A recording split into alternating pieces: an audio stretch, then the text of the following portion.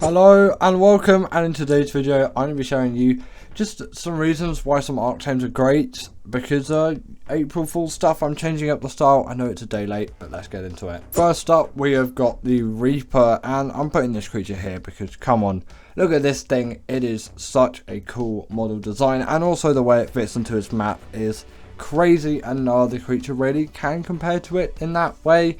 Also, on top of that, it does have a special ability as well. It has two. It can slow creatures down with its tail attack, and also it can go underground if you want to do that. Store some stuff like you would on a Purlovia, but this is just a Purlovia on so many steroids. It is like 100 million times better than a Purlovia. Also, they deal tons and tons of damage as well, which is something which you're obviously going to want in a creature. If you can't deal tons of damage, then the creature is not a good creature, right? Is that how it goes? That's how it goes, isn't it? This thing also has an insanely cool taming method, and I love it every single time that I do said taming method. It is just jam-packed full of excitement, especially if you do it on Aberration, because it doesn't feel so cheesy and cheaty like it does on Gen 2. Because there are just so many steps involved. Obviously it's the same number of steps involved as on Gen 2, but it's just a lot harder to do every single step, especially the damage dealing that will be used obviously to get that Reaper's Queen's health low enough to actually be able to get it to impregnate you. So yes, the Reaper did definitely have to be here. The next Arc creature is the Angler, and to do with the Angler, there's not an awful lot going for this creature, but it is April Fool's Day anyway. We might as well just continue with the random list that has been selected for me.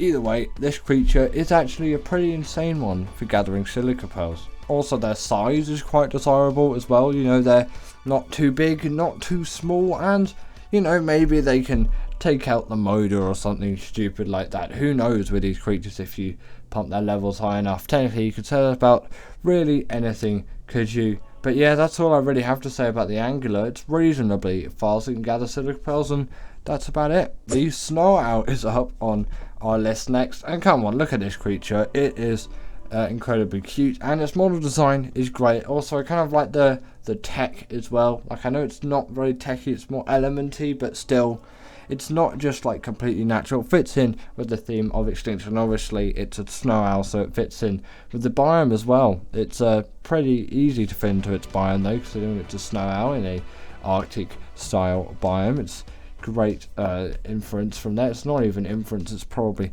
just blatantly obvious by the name of the two creatures. They also do have the glide ability as well, which is just going to be extremely useful all round. You can get a lot of speed with it, and it's just generally great to have. Like, the Griffin has it, the Desmodus has it. Come on, it's gotta be here because of all of that. And on top of that, it does also have some kind of heat-seeking UV infrared ability. It won't be UV, wrong radiation. It would be infrared, because us humans and animals don't really give off UV radiation. It's more infrared because we would really have a lot of sunburn. Well, it wouldn't be sunburn, it would just be UV radiation burn. But yeah, we wouldn't be in the best of states. They can also heal up any kind of creature as well, that being your own creatures, or that being wild creatures, or enemy creatures. Don't know why you would do that, but maybe you're helping out a mate. Also, on top of this, it's extremely useful if you're just going around and maybe you need to tame a Rex, and the Rex's health is really low after you put loads of tranks into it and it's still not knocked out. Just heal it up with one of these things and you'll be perfectly fine. And obviously you can use gacha pellets, no, owl pellets on these things, and then you can get some insane loot out of gachas. It is truly a great creature and versatile, and even helps out abilities on other creatures as well, and it definitely deserves to be here. Now, I'm sure you know by now, if you've watched this channel before, that Deinonychus is my favourite Archetype out there, and nothing really does compare to it. It is just insane for doing any kind of bosses, and it's just an insane all-rounder.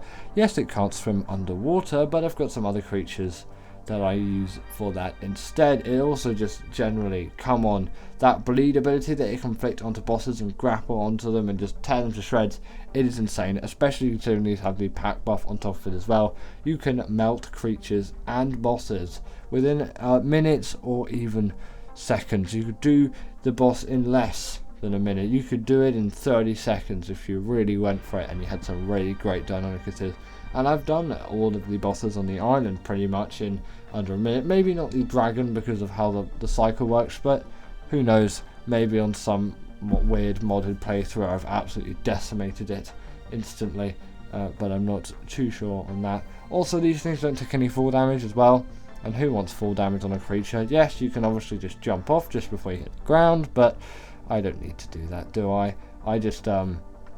I can just jump around on this thing and it's never going to take any fall damage. They can also climb up walls as well, any kind of vertical surface, all of that kind of jazz, and you know, it's obviously going to make it an insanely great traveller, and I really do like it being here because you know, it's just a great creature all round, and I'm glad that the randomizer decided to select this out of the 15 creatures that are here today. So continuing on, we've got the Rhinoganatha, and you know, it's one of these creatures. It is quite new, and the community really does seem to love this thing, obviously for good reason. They are very tip-top on where they actually sit in a general perspective of how useful they are. They really do pack a lot of punch as well, just through all of their abilities, and they are highly desirable among many, especially considering they spawn on the island and the Lost Island. It is just hugely advantageous to have this kind of stuff because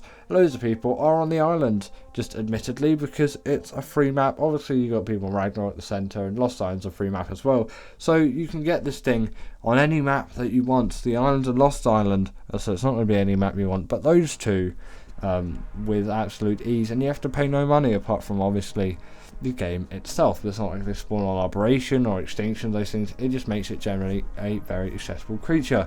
They also do pack a lot of punch when it comes to damage, and you really can do a lot in terms of the PvP space for absolutely decimating creatures with these things. I haven't really done a lot of that because I'm not a PvP player, but you know, hey ho, if you did want to do some PvP madness, then you can do some PvP madness with this creature, and I've heard they are really great for it. Obviously they can pick up some really large creatures as well, which really does play to their benefit. If you can pick up a really large, like astronomically large creature like the Rex, it is just, it's insane. It adds a new perspective to the game, and in terms of travel of some larger creatures, yes, cryopods exist, but the fact that you can do this just on a normal creature and pick them up like this, it's still insane to me because I come from a much earlier time of Ark, and you know, my brain doesn't really comprehend that to the fullest. The tame method is also the exact same as the Reapers, except instead of using XP to actually get 100% effectiveness, you're going to need to use a lot of resources. I don't really like this as much because, you know, it's not as good for me because I find most of the resources are just not great, and I'm not into that kind of stuff as much. I just prefer the XP. It's just easier, more straightforward, but still a very great creature. Next up, we've got the Archaopteryx, and what's great about this thing is you need to feed it chitin to tame it. It is the best resource out there, the easiest resource to find, I am 100% sure of, right? You know, chitin is just, it's the best thing out there. Nothing compares to just nomming on a good bit of chitin, and you can glide with this thing. Who cares about the cinema crops or, you know, the glider that you can get on what is it now? I'm thinking Operation. No, you have this thing. It is the ultimate. Nothing compares to it, because it eats chitin.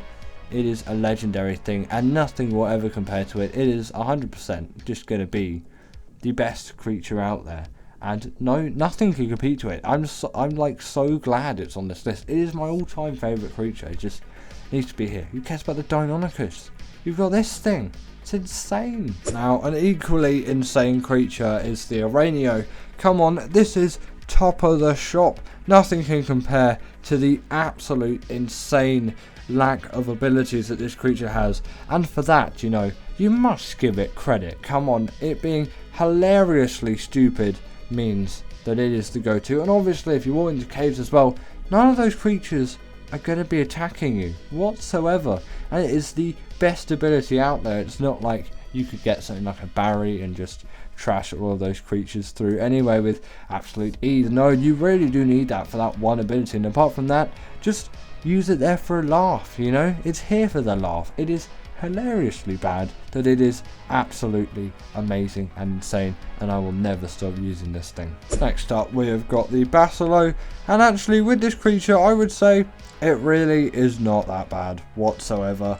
I don't hate this creature at all whatsoever. This is a top tier one, and I think personally you should really like this thing as well. The Electrophorus and all the jellyfish, they take no effect on this thing, and it is actually pretty class in its just general abilities of being a great underwater caving creature, and also it's just generally a great underwater creature anyway. It really kind of is top of its class in a way, and I definitely do very much respect it for that. Come on, you really do deserve to give this thing more respect than you already have been, if you haven't been already, because it's top of its class. You know, none of those annoying and pesky creatures you'll find all over the ocean actually deal any sort of damage or effect to this thing. It is great, fabulous, amazing, and it really does deserve to be on this list. If you've never got yourself a Baselo before, I highly recommend it. Yes, you might be a little bit put off by the passive tame, but I assure you, if you get those mantis out of the way, it really isn't that bad. Oh, now the coelacanth really does deserve to be here, doesn't it? Come on,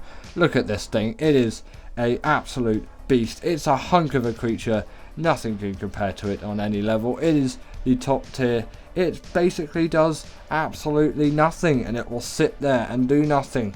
Just fill a whole lake with these things. Be like, let's game it out, and then you can just simply go around, fill a whole lake with these things. How many of these things can you put into a lake before your game crashes? Who knows? Actually, if you do want to try it, then maybe try it. Now, the Bloodstalker is my all-time favourite underwater mount.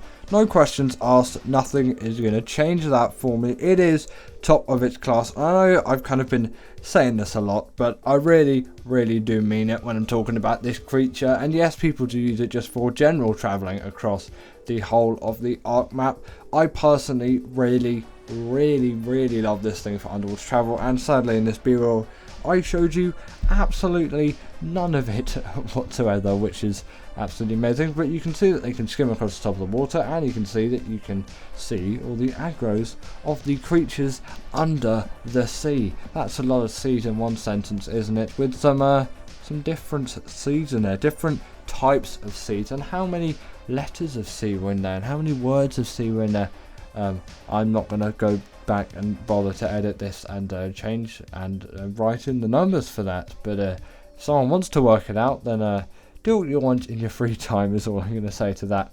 But also, these are just great also as a general farm for getting hexagons. I know when you redo missions, you can't get as many hexagons as the first time you do it, but the Bloodstalker race missions still aren't too bad if you do them again, and if you actually get really good at them, you can do them in a matter of minutes, and you really can get loads of hexagons that way. And I actually found it to be quite a nice way for me to get all of those hexagons quickly and relatively easy. I'll just keep redoing it. Yeah, maybe you might say that's a little bit boring, you might as well try do something else, you know, do all that kind of stuff, when I'm like, no, I'm gonna keep at my little game that I keep playing, which is Ark Survival Evolved and not Ark Performance Descended. Now, the gacha is one of those tens where, you know, it's quite cute and it has some significant use, obviously when paired with the Snarl, which we saw later. Also, you need two of these things if you want to tame them, otherwise they're going to get a little bit depressed, especially if you're farming loads of crystals out of them. You know, they need someone else in the area. I guess it makes sense, and you know, we're gonna allow them to say that as a gacha. You know, they're their own person. And also, I didn't realise until just now that the player sits in the saddle underneath their chin. It would make sense rather than them just sitting on the back of the gacha. It doesn't look very nice, does it? It's pretty spiky back there. It's not really what I want, is it?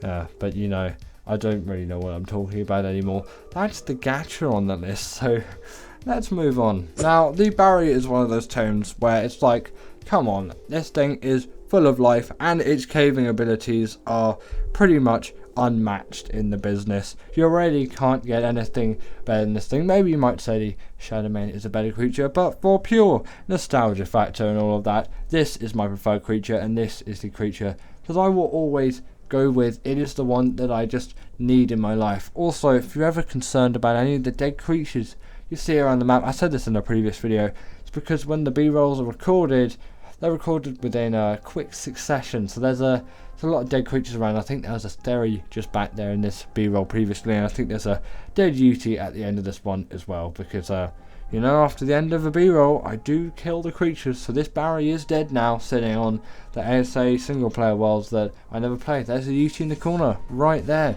Just spotted it.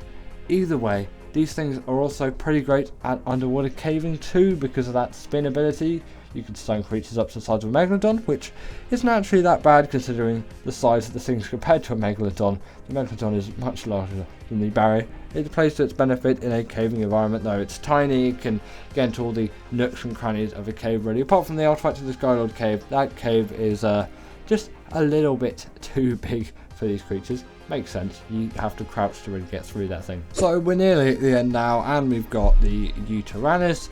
This is obviously widely used just as a general creature for buffing enemy creatures in a boss fight. Obviously that courage roar is going to be just extremely useful to have. Like, it's the go-to really. There's nothing like a good courage roar on a UT, but I do find that Vonaur can be pretty useful in some circumstances as well.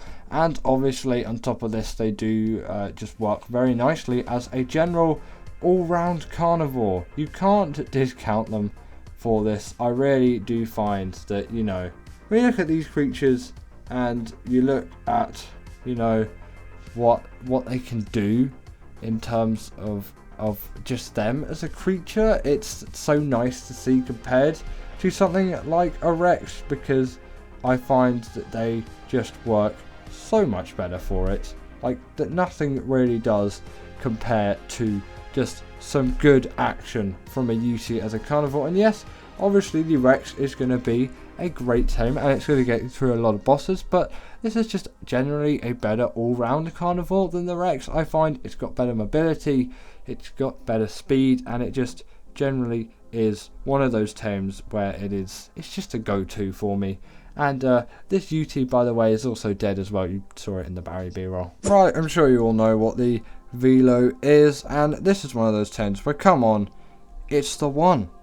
The Velo is the one. It is the golden star tame that I'm sure we all know and love. It's top tier really. Come on, I really love its just general ability of shooting out spines. And I know maybe it doesn't seem like the most interesting one to you, but for me, this is something which quite captivates me. Generally, I really like the innovation in a way that this creature has brought to the game, and it makes me a happier person to know that this creature is in the game. I am definitely one here for it, and I am going to do nothing to make sure that this game does not get into the game again, you know, further on. I don't know what I'm saying at this point, but there we go. The Velonosaur is fabulous. I really love its ability. Also really like the map that it's on. Come on, you must say that Extinction is simply a great map, and it's full of so many great creatures, like the Snow Owl, you could say like the Gacha, say like the Managama, and actually that's the last creature on our list today. So without further ado, let's get on to the Managama. So yeah, we got the Managama last on the list. Doesn't necessarily mean it's the best, but why do I think that this is such a great creature overall? Well, come on, the Managama is here, and it is full of a lot of fun. Again, it really works well on its map, and it has tons of speed. It really is one of those speedy creatures which you can never forget, and you'll always be using this thing for a long while really. Yes, I know a lot of people did kind of stop using this thing after the sort of nerf thing happened. I know it's been quite a while since then. People have been saying the same, I think, about, was it the Velo that got nerfed as well? Something, there's another creature on Extinction, I think it's the Gacha actually,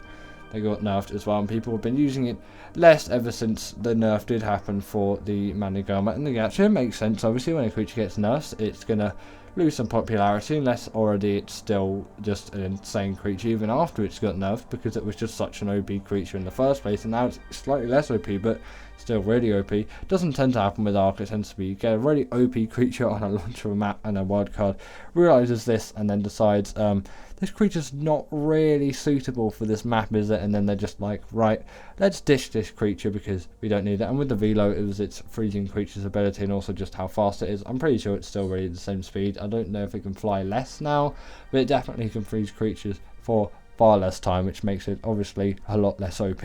Still very buggy though. But anyway, that is the end of today's video, and I really hope that you've enjoyed this one, as I've definitely enjoyed making it. This was a bit of a random one because April Fools. I know it's coming out on April the 2nd, but still I'm recording on April the 1st. Hope you have a good day, and I'll see you all later.